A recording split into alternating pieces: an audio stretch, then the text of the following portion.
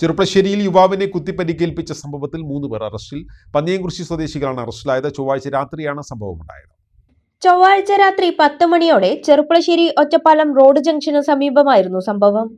പന്നിയംകുറിശി സ്വദേശികളായ നായാടിക്കുന്നത്ത് വീട്ടിൽ 28 വയസ്സുള്ള അരുൺകുമാർ, പെരുമ്പാല വീട്ടിൽ 31 വയസ്സുള്ള മുഹമ്മദ് മൻസൂർ, വടക്കേക്കര വീട്ടിൽ 19 വയസ്സുള്ള മുഹമ്മദ് ഷാമിൽ എന്നിവരാണ് പിടിയിലായത്.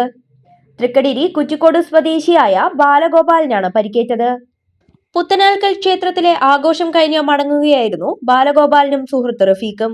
റഫീഖിന്റെ കൂട്ടുകാരന്റെ മകനെ പ്രതികൾ മർദ്ദിക്കുന്നത് കണ്ട് ഇത് തടയാനും പിരിച്ചുവിടാനുമായി ചെന്ന ബാലഗോപാലന്റെ നേരെ 1-ാം പ്രതി അരുൺകുമാർ കത്തിയെടുത്ത് വീശുകയായിരുന്നു. ബാലഗോപാലൻ ഒഴിഞ്ഞുമാറിയതിനാൽ തലയുടെ വശത്താണ് മുറിവേറ്റത്. ആക്രമണത്തിൽ നിലത്തു വീണ ബാലഗോപാലന്റെ മുകളിലത്തെ പല്ല് പൊട്ടുകയും ചെയ്തു.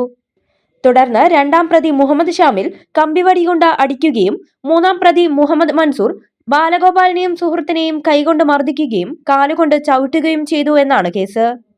പരിക്കേറ്റ ബാലഗോപാലൻ ചികിത്സയിലാണ്.